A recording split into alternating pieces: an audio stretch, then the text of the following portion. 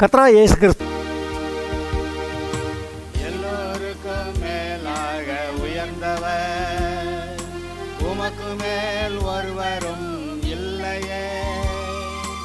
எல்லோருக்கும் மேலாக உயர்ந்தவர், உமக்கு மேல் ஒருவரும் இல்லையே. அல்லேலூயா, அல்லேலூயா, அல்லேலூயா, ஆமென். அல்லேலூயா, அல்லேலூயா, அல்லேலூயா, ஆமென். ஒருவரால் சிருஷ்டிக்கப்படாமலே தாமாக என்றென்றும் இருப்பவர், ஒருவரால் சிருஷ்டிக்கப்படாமலே தாமாக என்றென்றும். கர்த்தராகிய இயேசு கிறிஸ்துவின் நாமத்தினாலே உங்களை வாழ்த்துகிறேன். நீங்கள் யாவரும் வானத்துக்குரிய பூமிக்குரிய சகல ஆசீர்வாதங்களையும் பரிபூர்ணமாய் பெற்று தேவனுடைய பிள்ளைகளாக இயேசுவுக்கு சாட்சியாக வாழ்ந்திருக்கும்படி நான் உங்களை வாழ்த்துகிறேன். இயேசு என்ன சொன்னார்? நான் அவைகளுக்கு கர்த்தருடைய பிள்ளைகளுக்கு ஜீவன் உண்டாயிருக்கவும் அந்த ஜீவன் பரிபூர்ணப்படவும் வந்தேன் அப்படி சொன்னார். உங்களுடைய வாழ்க்கை பரிபூர்ணமான ஆசீர்வாதத்தில் இருக்கும்படியாக இயேசு விரும்பினார். அந்த வார்த்தைகளினாலே உங்களை நான் வாழ்த்துகிறேன். இன்றைக்கும் கூட இந்த லூக்கா சுவிசேஷத்தில் 3வது செய்தியை பார்க்க போகிறோம். முதல் செய்தியில் லூக்கா தேவப்பிலுவுக்கு எழுதின ஒரு கடிதமாக இந்த லூக்கா சுவிசேஷம் வருது அப்படின்னு பார்த்தோம். 2வது செய்தியில் அந்த யூதேயா தேசத்தில் ராஜாவா ஏரோது இருந்த காலங்களில் அங்கே சகரியா எலிசபெத்து அவர்களுக்கு நடந்த அற்புதத்தை குறித்து வாசித்தோம். அங்கே சகரியா கர்த்தருடைய சமூகத்தில் தூபம் காட்டும்போது தூதன் ஒருவன் அந்த தூப பீடத்துக்கு பக்கத்தில் நின்று அவனுக்கு சொன்ன செய்திகளை வாசித்தான். இப்போ அதோடைய தொடர்ச்சியை இன்னும் கொஞ்சம் பார்க்க வேண்டியிருக்கிறது. அதனால் அந்த தூதன் சொன்ன வார்த்தைகளை வாசித்து விட்டு அதை நம்ம பார்க்கலாம். தூதன் சகரியாவை நோக்கி, சகரியாவே பயப்படாதே, உன் வேண்டுதல் கேட்கப்பட்டது. உன் மனைவியாகிய எலிசபெத்து உனக்கு ஒரு குமாரனை பெறுவாள். அவனுக்கு யோவான் என்று பெயரிடுவாயாக. உனக்கு சந்தோஷமும் மகிழ்ச்சியும் உண்டாகும். அவன் பிறப்பு நிமித்தம் அநேகர் சந்தோஷப்படுவார்கள். அவன் கர்த்தருக்கு முன்பாக பெரியவனாயிருப்பான். திராட்சரசமும் மதுவும் குடியான். தன் தாயின் வயிற்றில் இருக்கும்போதே பரிசுத்த ஆவியினால் நிரப்பப்பட்டிருப்பான். அவன் இஸ்ரவேல் சந்ததியாரில் அநேகரை அவர்கள் தேவனாகிய கர்த்தரிடத்துக்கு திருப்புவான். பிதாக்களுடைய இருதயங்களை பிள்ளைகளிடத்திற்கும் கீழ்ப்படியாதவர்களை நீதிமான்களுடைய ஞானத்திற்கும் திருப்பி உத்தமமான ஜனத்தை கர்த்தருக்கு ஆயத்தப்படுத்தும்படியாக அவன் எலியாவின் ஆவியும் பலமும் உடையவனாய் அவருக்கு முன்னே நடப்பான். இது தூதன் சகரியாவுக்கு சொன்ன வார்த்தைகள். பிள்ளை இல்லாமல் இருந்த சகரியா எலிசபெத்து வயதான காலத்தில் பிள்ளைகள் பெற்றுக்கொள்வதற்கு வாய்ப்பில்லைன்னு போனபோது அந்த காலகட்டத்திலும் இவர்கள் கர்த்தருடைய சமூகத்தில் உத்தமமாக நீதிமான்களாக இருந்தாங்க அப்படின்னு, குற்றமற்றவர்களாக இருந்தார்கள்னு சொல்லியிருக்கு. அவங்களுக்கு ஏன் பிள்ளையெல்லாம் போச்சுன்னு நமக்கு ஒரு கேள்வி இருக்கலாம். ஆனால் சில காரியங்கள்லாம் கர்த்தருடைய ஆதீனத்தில் இருக்கக்கூடிய காரியங்கள். இயேசுகிட்ட சீஷர்கள் சொல்லுவாங்க, கேட்பாங்க, இந்த காலத்தில் தேசத்தை இஸ்ரவேலுக்கு திரும்ப கொடுப்பீர் அப்படின்னு சொல்லி சீஷர்கள் கேட்குறாங்க. சீஷர்கள் உண்மையாக ஒன்றும் விளங்கலை அவங்களுக்கு.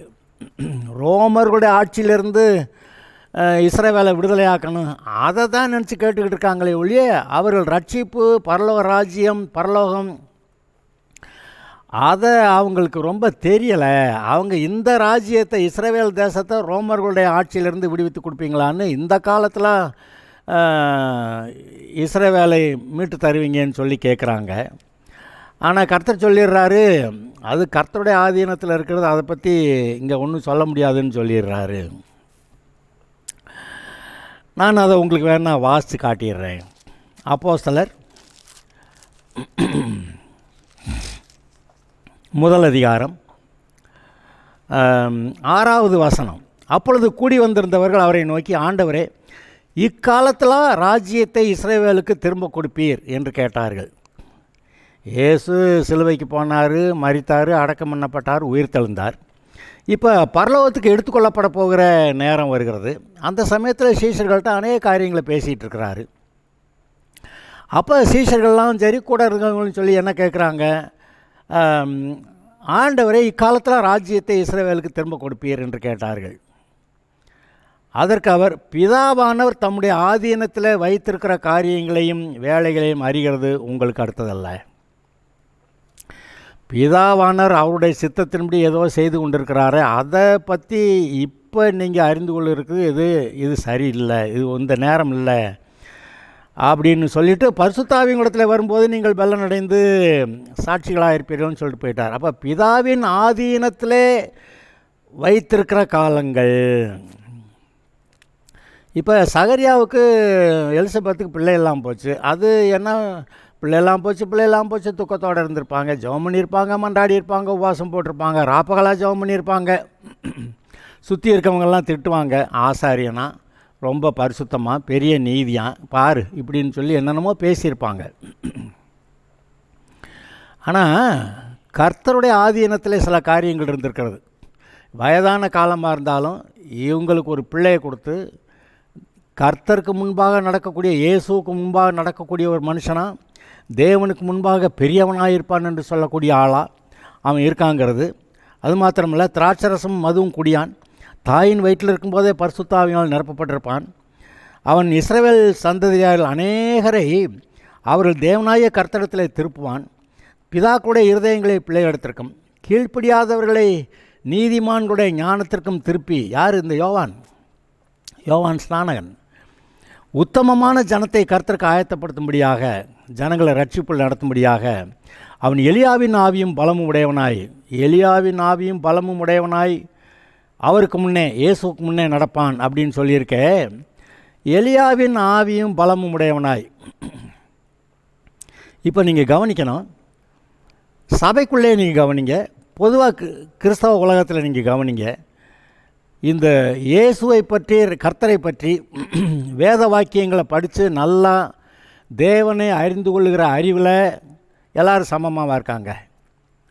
அப்போ கொஞ்சம் அதிகம் 10, 20, 40, 60, 80, 90 அப்படி அந்த மாதிரி பல அளவில் தேவனை அறிகிற அறிவில் வளர்ந்துருக்காங்க. அப்போ தேவனை அறிகிற அறிவில் வளரும்போது திவ்ய சுபாவம், தேவனுடைய சுபாவமே அவங்களுக்கு உண்டாகும்னு போன செய்தியில் பார்த்தோம்.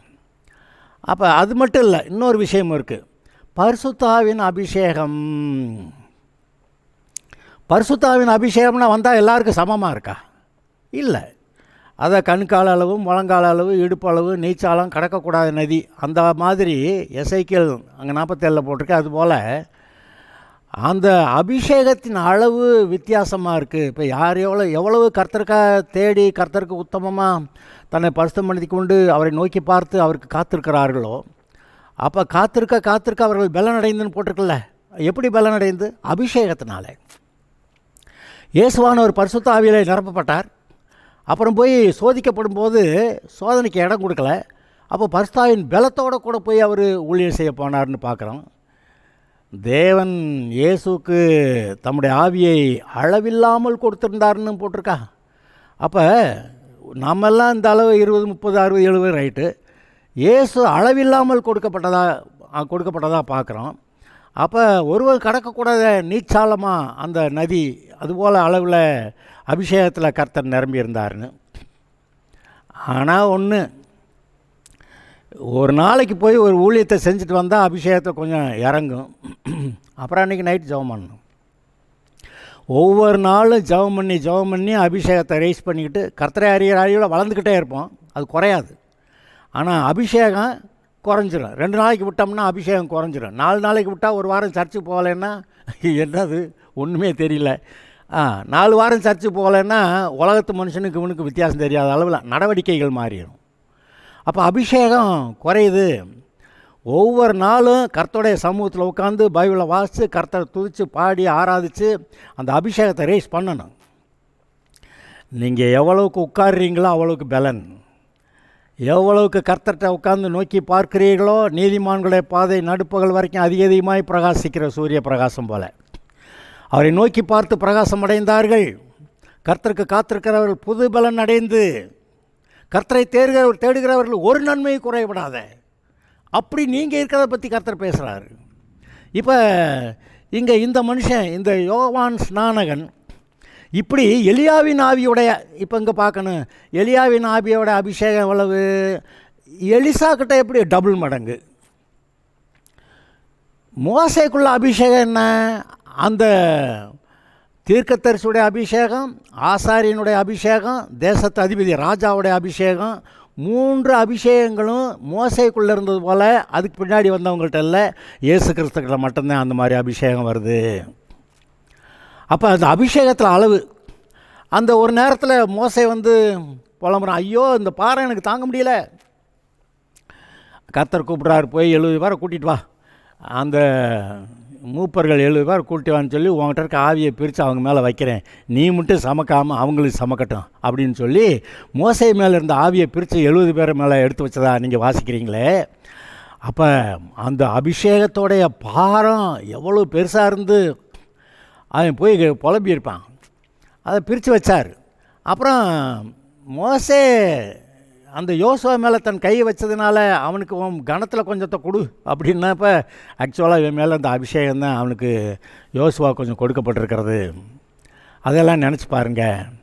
அப்போ ஒவ்வொரு தீர்க்கதரிசிகள் அவர்களுக்குள்ளே இருந்த அபிஷேக அளவு, இன்றைக்கு அப்போஸ்தலர்களிடத்தில் இருந்த அபிஷேக அளவு, அதுக்கு பின்னாடி வந்தவங்ககிட்ட கூட குறைச்சி இருந்துக்கிட்டே இருக்குது. இன்றைக்கு நம்முடைய வாழ்க்கையில் இப்போ அந்த காலத்தில் பெந்தகோஸ்தேன்னா பரிசுத்த கூட்டம்னு சொல்லுவாங்க, அவங்களாம் பரிசுத்தாவியில் நிறைஞ்சிருந்தாங்க.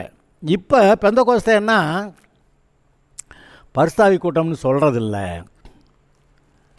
ஏன்னா அந்த பரிசுத்தாவின் நிறைவு இப்போ இருக்க பெந்தகோஸ்தே மக்கள்கிட்ட அவ்வளவுக்கு இல்லை.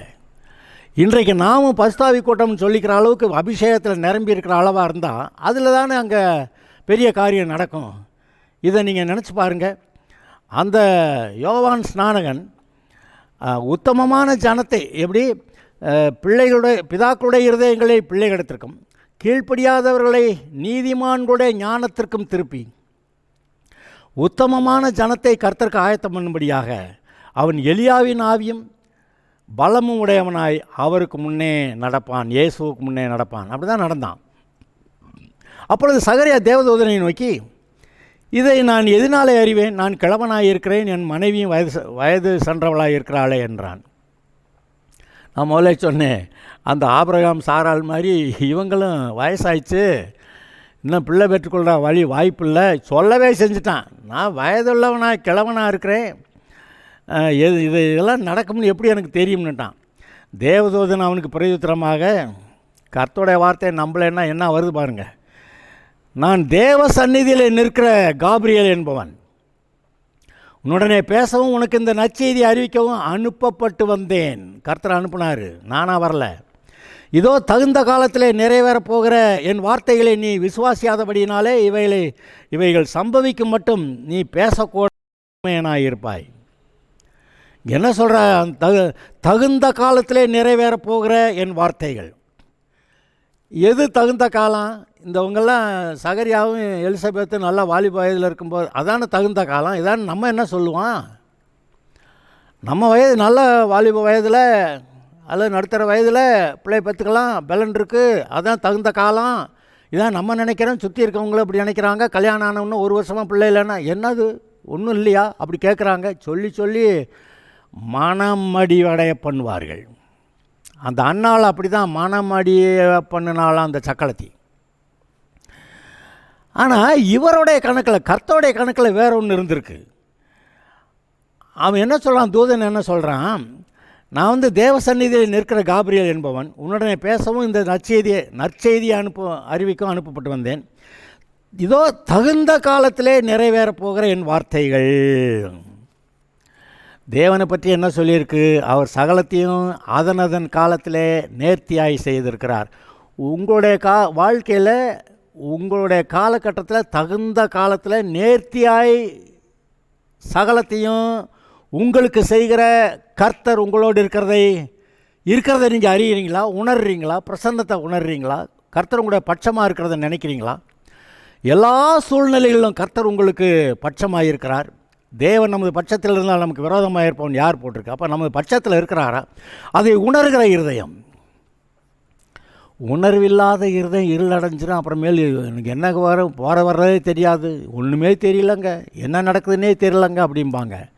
ஆனால் இருதயம் உணர்வுள்ளதாக இருக்கும்போது ஆவியானவர் வருகிறார், பேசுகிறார், வெளிப்பாட்டை கொடுக்கிறார். நமக்குள்ள காரியம் நடந்தாலும் நடக்காட்டி உள்ளே பெரிதான வெளிச்சம், உற்சாகம், பலன், கர்த்தர் கொடுக்குற உற்சாகம், கர்த்தர் கொடுக்குற சந்தோஷம். கர்த்தர் தேவனுடைய ராஜ்யம் என்னென்னா அது பலமும் அன்பும் நீதியும் பரிசுத்த ஆவியினால் உண்டாகிற சந்தோஷமாக இருக்கிறது.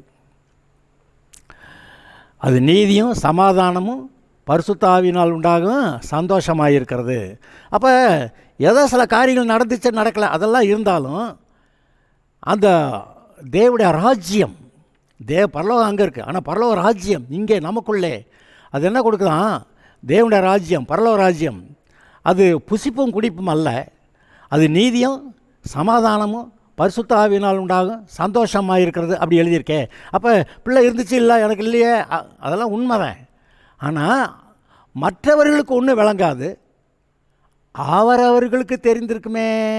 அவரவருடைய இருதயத்தில் கர்த்தர் என்னமோ சொன்னார், என்கிட்ட இதை சொன்னார் அதை சொன்னார்னு அப்படி பேசிக்கிட்டு இருக்கும்போது கர்த்தர் அவர்களை சமாதானமாக நடத்துவார். ஆபிரகாம் அடிக்கடி புலம்புவான். அப்புறம் அவனை கொஞ்சம் தேத்துறதுக்கு வானத்து நட்சத்திரங்களை பாரு, இங்கே கடற்கரை மணலை பாரு, அப்புறம் இந்த தேசத்தெல்லாம் உன் பிள்ளைகளுக்கு கொடுப்பேன், அப்படியெல்லாம் பல காரியங்களை சொல்லி சொல்லி உன் சந்ததியில் ராஜாக்கள் வருவாங்க என்னவெல்லாம் சொல்லி அந்த அவன் விசுவாசத்தை தூக்கி நிறுத்த பார்க்குறாரு. வசனத்தை சொல்ல சொல்ல அந்த விசுவாசம் எழும்புது. கடைசியில் ஒரு நாள் நல்லா விசுவாசிட்டான். அதுபோல் அது ஆபிரகாம் கூட சோர்ந்து போனாலும் கூட இந்த இந்த சகரியா எலிசபெத்தை பற்றி அப்படியெல்லாம் ஒன்றும் படக்கானாம். அவங்களான சோர்ந்து போயிருந்திருப்பாங்க. எல்லோரும் வந்து கண்டபடி பேசியிருப்பாங்க, உனக்கு ஒன்றும் இல்லையா பிள்ளை, உனக்கு கர்த்தர் உனக்கு பிள்ளை கூட கொடுக்கலையா, அப்படியெல்லாம் சொல்லி நீங்களாம் எவ்வளோ சாபத்தில் இருக்கீங்க, ஆசீர்வாதம் இல்லை உங்களுக்கு, அப்படி என்னத்தையோ சொல்லியிருப்பாங்க, துக்கமாக இருந்திருப்பாங்க. ஆனால் தாவீது தன் தேவனாகிய கர்த்தருக்குள் தன்னை திடப்படுத்தி கொண்டான் அப்படி போட்டிருக்கா. அது சிக்கலாகில் தாவீதுடைய குடும்பத்தாரும் சரி, அவனோட கூட இருந்த குடும்பத்தாரையும் சரி, அந்த அமலேக்கியரை வந்து சிறை பிடிச்சிட்டு போயிட்டப்ப தன்னை பலன் போகும்பட்டு ஆளுதானா.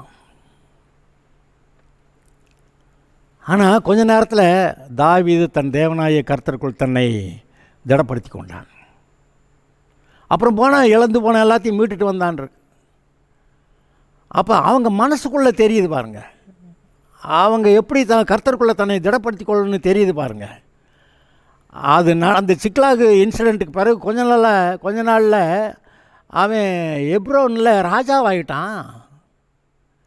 யூதா கோத்திரத்து மக்கள் அவனை ராஜாவா ஏபிரோனில் தான் ஆபிரகாம் குடியிருந்தான். அந்த ஊரில் இந்த தாவீது ராஜாவாக்கப்படுறான். 7 வருஷம் கழித்து எருசலேமில் போய் ராஜாவாகிறான். அப்போ அதுக்கு முன்னாடி ஒரு பெரிய துக்கம், துன்பம், பாடு, வேதனை, ஐயோ போச்சு அப்படின்லாம் வந்துச்சு அவனுக்கு. ஆனால் அவன் தேவனாய கர்த்தருக்கு தன்னை திடப்படுத்தி கொண்டான். இந்த சகரியாவும் எலிசபெத்தும் கூட அவர்களுடைய வாழ்க்கையில் இப்படியெல்லாம் கண்ணீர் இருந்திருக்கும். அவங்க தங்களை தேற்றி கொண்டாங்கன்னு நான் நம்புகிறேன். எழுதலை, ஆனால் தேற்றி கொண்டாங்கன்னு நம்புகிறேன். ஆனால் குற்றமற்றவர்களாக இருந்தார்கள், தேவனுடைய நியமங்களின்படி நடந்தார்கள். அப்படி இருக்குது. அவனுக்கு குறிப்பிட்ட காலத்தில் அந்த சீட்டு விழுகுது. போய் ஆசாரிய ஊழியத்தை செய்ய பரிசுத்த ஸ்தலத்துக்குள்ளே போகிறான், தூபம் காட்ட போகிறான். தூபம் காட்டுறப்போ தூதன் வந்து நின்று பேசிக்கிட்டு இருக்கிறான். ஆசாரியன் சகரியா மிரண்டு போனாலும் கூட பயப்படாதே, கர்த்தர்கிட்டருந்து நல்ல செய்தியை சொல்ல வந்திருக்கிறேன். உன்னுடைய மனைவி எலிசபெத் உனக்கு குமாரனை பெறுவாள், அவனுக்கு யோவான்னு பேர் வை. பிறக்கிறதுக்கு முன்னாடியே பேர் வைக்கப்பட்ட ஆளில் இவன் ஒரு ஆள். அதே மாதிரி தான் ஈசாக்கு பிறக்கிறதுக்கு முன்னாடி பேர் வச்சு விட்டார். ஈசாக்கு இடத்துல என்னுடைய அந்த உடன்படிக்கை ஏற்படுத்துவேன்னு சொன்னார். அதுபோல் சில ஆட்கள் பிறக்கிறதுக்கு முன்னாடி பேரிடப்பட்டு ஏன் இயேசுவே அவளுக்கு இயேசுன்று பேரிடுவாயாக அப்படியெல்லாம் வந்திருக்குல்ல. இப்படி சிலருடைய பேர்கள் வந்து பிறக்கிறதுக்கு முன்னாடியே பேர் வைக்கப்பட்ட ஆட்கள்லாம் நீங்கள் பார்க்குறீங்க. ஓகே, சரி. எலியாவின் ஆவியும் பலமும் உடையவனாய் அவருக்கு முன்னே நடப்பான். அப்பொழுது சகரியா தேவதூதனை நோக்கி, இதை நான் எதனால் அறிவேன்? நான் கிழவனாயிருக்கிறேன், என் மனைவி வயது சென்றவளாக இருக்கிறாளே என்றான். தேவதூதன் அவனுக்கு பிரதியுத்தரமாக, தேவ சந்நிதியிலே நிற்கிற காப்ரியேல் என்பவன் நான்.